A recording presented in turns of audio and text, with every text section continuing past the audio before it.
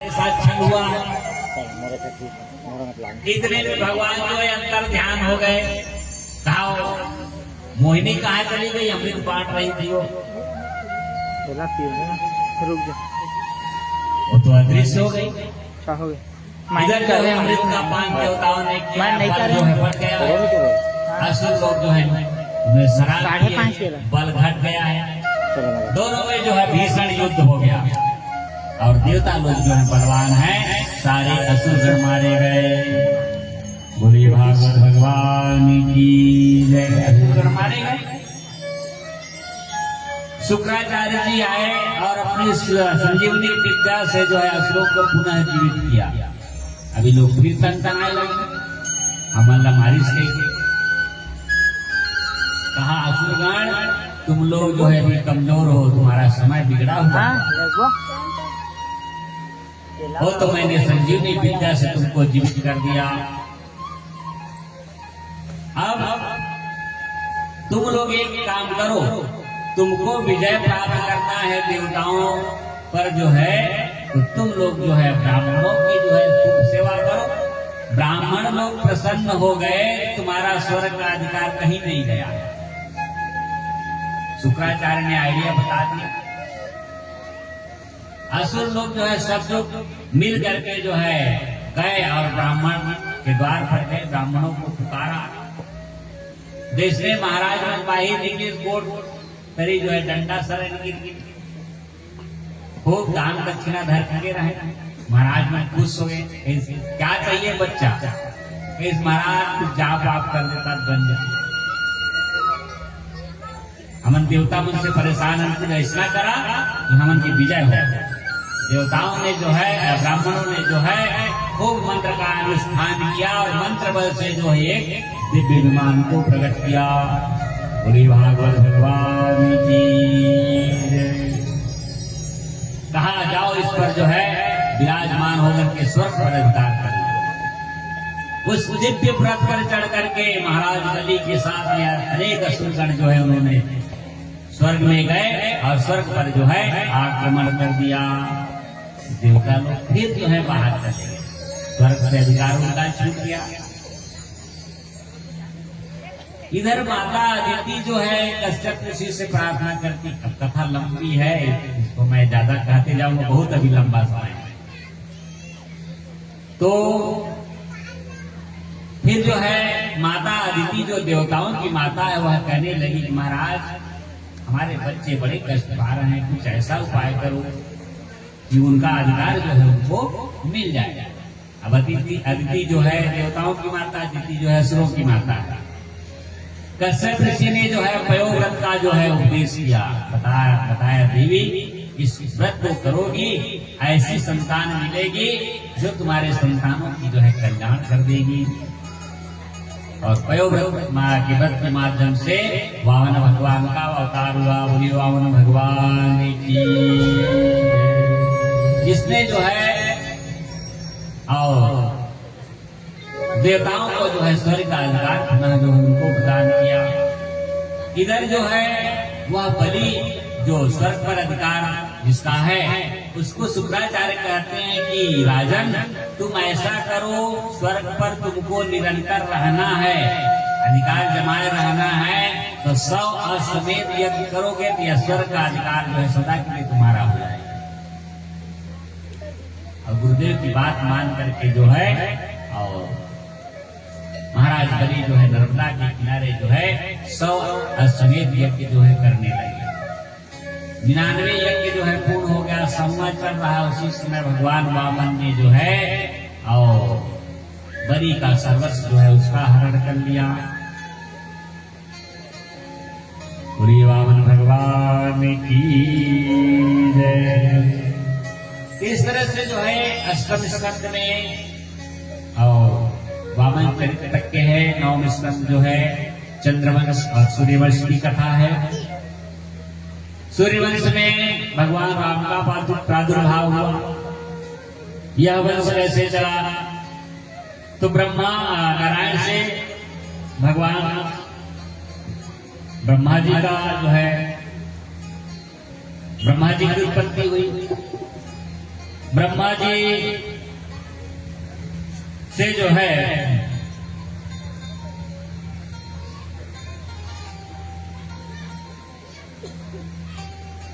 ब्रह्मा से जो है मरीचि हुए, और मरीचि से मनु, और मनु से कश्यप, और कश्यप से विवस्वान।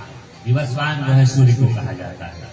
इससे जो है और सूर्यवंश चला, जिसमें मानधाता, अम्बरीश, दिलीप, नहुष इत्यादि जो बड़े बड़े राजा महाराजा हुए। इसी वंश में जो है भगवान राम का प्रादुर्भाव हुआ, वे भी प्रकट हुए। इस तरह से जो है यह सूर्यवंश के अंतर्गत दूसरा जो है चंद्रवंश। अब चंद्रवंश कैसे प्रारंभ हुआ? भगवान नारायण की नाभि कमल से जो है ब्रह्मा की उत्पत्ति हुई। ब्रह्मा के पुत्र मानस पुत्र हुए अत्रि, और अत्रि के पुत्र हुए चंद्रमा। चंद्रमा का पुरुरवा इत्यादि करते करते जो है याति इत्यादि राजा जो है इसी वंश में हुए। इसी में जो है यदु हुए, जिससे यदु वंश का प्रादुर्भाव हुआ। और इसी में जो है देवक इत्यादि जो है वसुदेव का प्रादुर्भाव हुआ। यही जो है और यदुवंश, चंद्रवंश, ऐसे करके जो है इसी से और चंद्रवंश का प्रारंभ हुआ।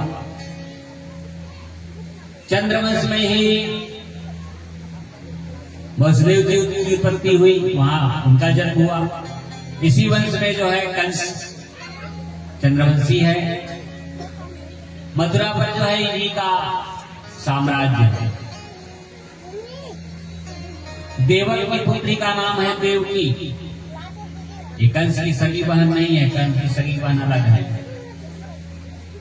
कंकासुर इत्यादि इसकी भी बहन है, लेकिन यह देवकी से जो है अत्यंत स्नेह करता है, प्रेम करता है, इसलिए सगी बहन से ज्यादा इसको मान सम्मान देता है।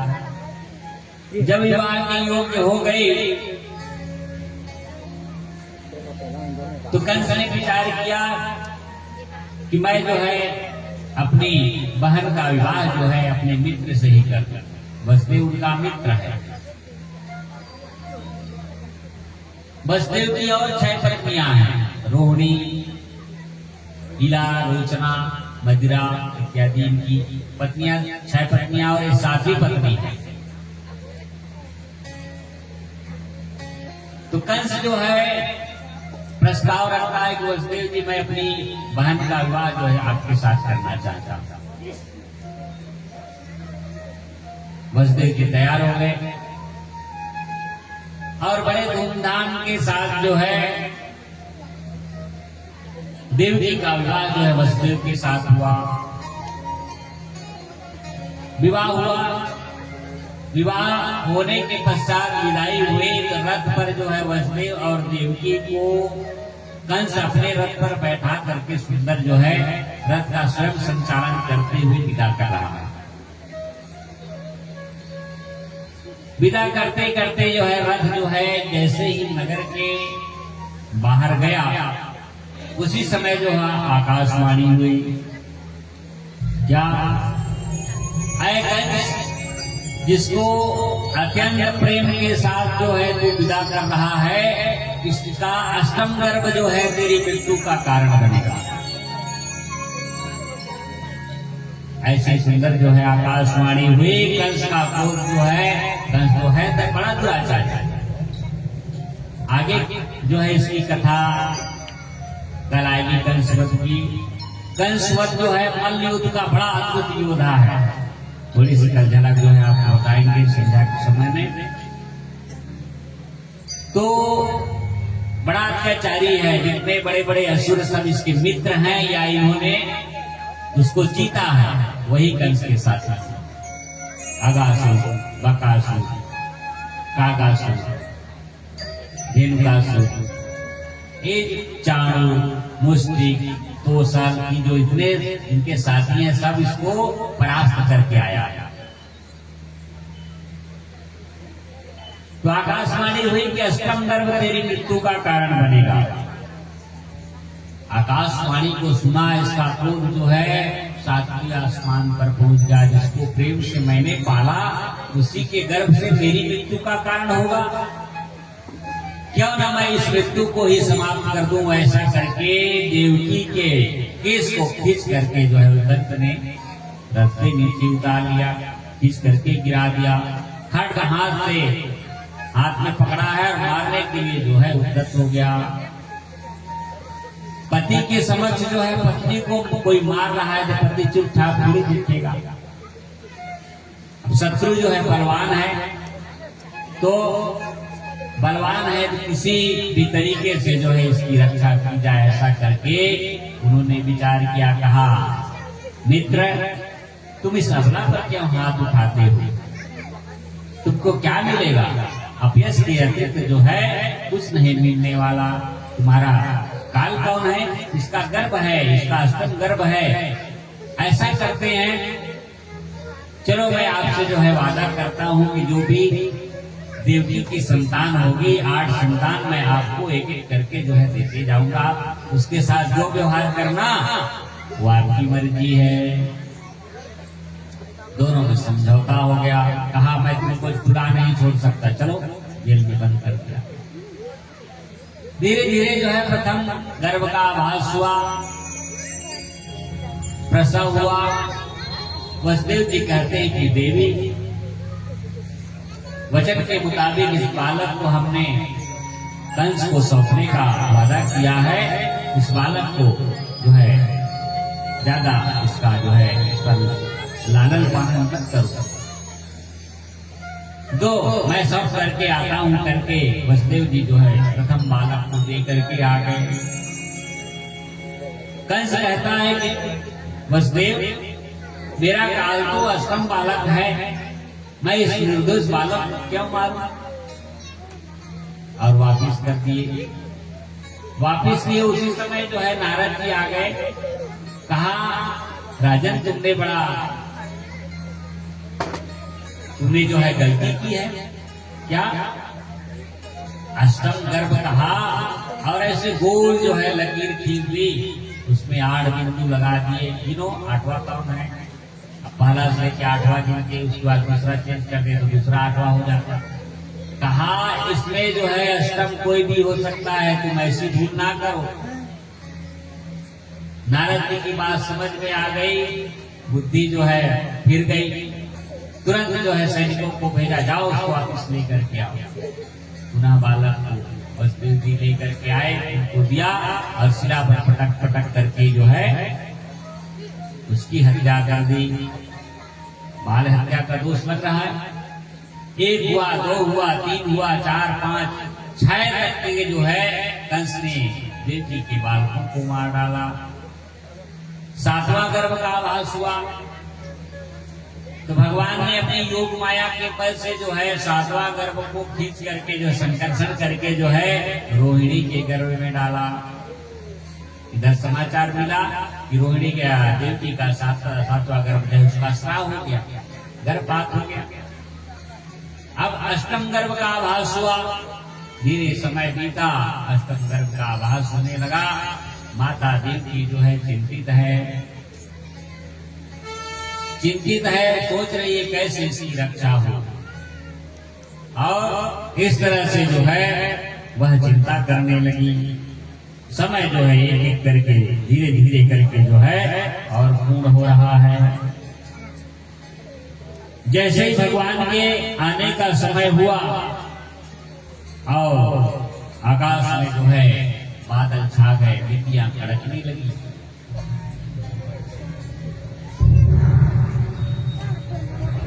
बादल छा गए, बिजलियां कड़कने लगी और वर्षा होने लगी। भगवान जो है प्रकट हुए, माता देवकी सुंदर उनका जो है दर्शन किया और दर्शन करके जो है भगवान से कहने लगी कि पुत्र आप जो प्रकट हुए हो इस तरह से जो है चतुर्भुजी रूप में भगवान का सुंदर जो है स्तुति करती हैं। सत्यम व्रतम सत्य परम त्रिसत्यम सत्यस्य योनिं निहितं सत्ये सत्यस्य सत्यमितं सत्यनेत्रं सत्यात्मकं तां शरणं प्रपन्ना। सत्य सत्य कह करके जो है भगवान के सत्य स्वरूप की माता देवकी ने जो है और प्रार्थना की। बोलिए सत्यनारायण भगवान की जय। भगवान जो है प्रकट हुए बालक के रूप में, चारों तरफ जो है पहरा लगा है। भगवान की माया से सभी जो है और निद्रा को प्राप्त हो गए, खर्राटे ले रहे, द्वार पर जो है ताला लटका हुआ है। वसुदेव के पांव में बेड़ियां, हाथ में हथकड़ी हैं, माता देवकी के हाथ में बेड़ियां लगी हैं। कैसे निकले, क्या निकले, भगवान का संकेत हुआ, तुम चिंता ना करो। भगवान की माया से जो है सभी प्रहरी जो है गहरी निद्रा में सो गए। भगवान की का आदेश था कि हे वसुदेव, इस बालक को तुम जो है जा करके गोकुल में छोड़ करके आ जाओ। वहां जो कन्या उत्पन्न हुई है उसको तुम यहां ले आओ। एक टोकरी में जो है बालक को डाल करके ये बनाएगा।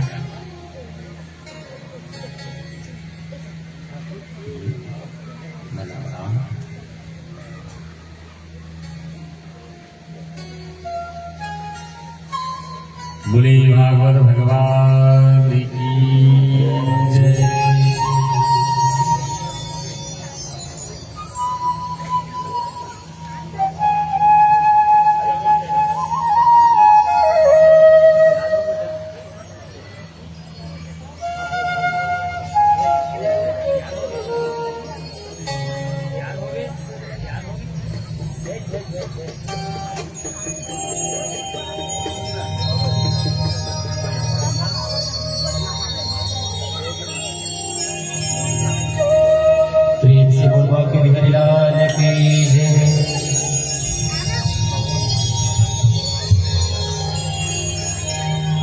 तू ही जाने हो गाना, तू ही जाने।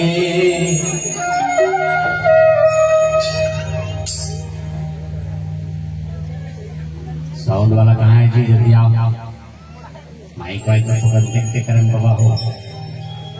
तू ही जाने हो श्यामा, तू ही जाने, तेरी माया का न पावे कोई पार।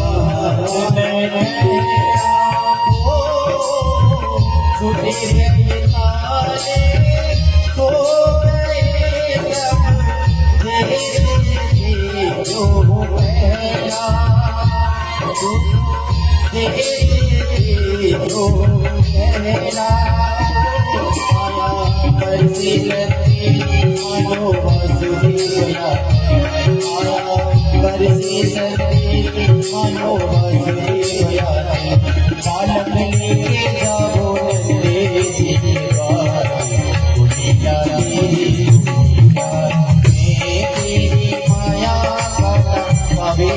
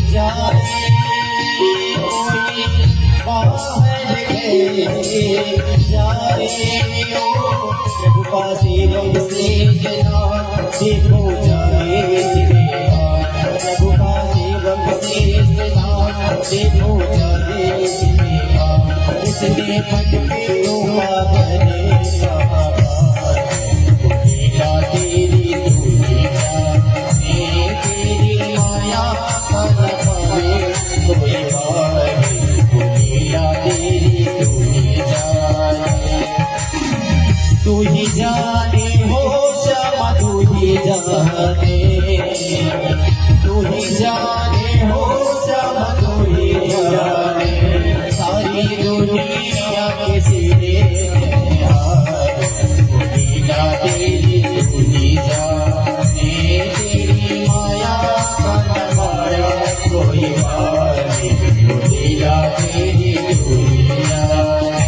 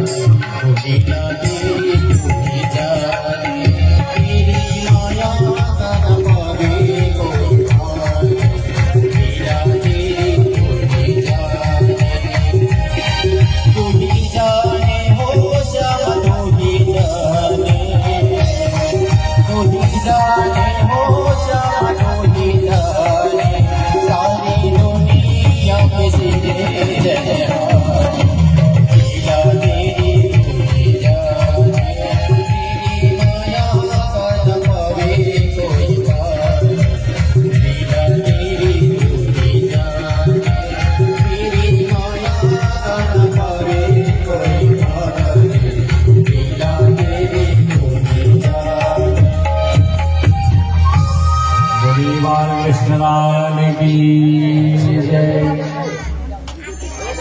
नहीं भागमागी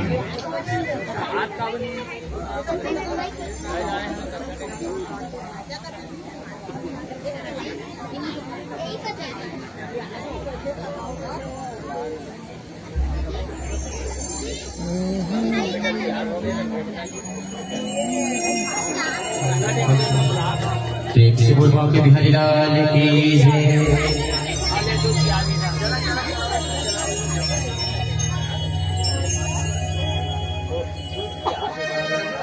बने बरी ओ मोहन मुरारी निराली तेरी माया बनाई रे।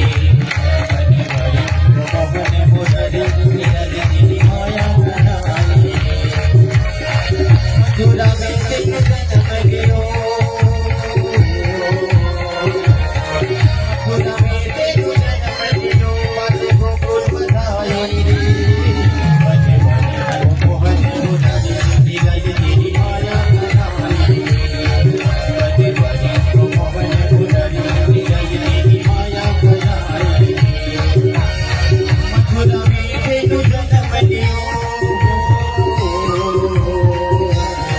मथुरा में तेरे जन्म लियो, बाजू गोकुल बधाई रे। बने बरी ओ मोहन मुरारी निराली तेरी माया बनाई रे। बने बरी ओ मोहन मुरारी निराली तेरी माया बनाई रे।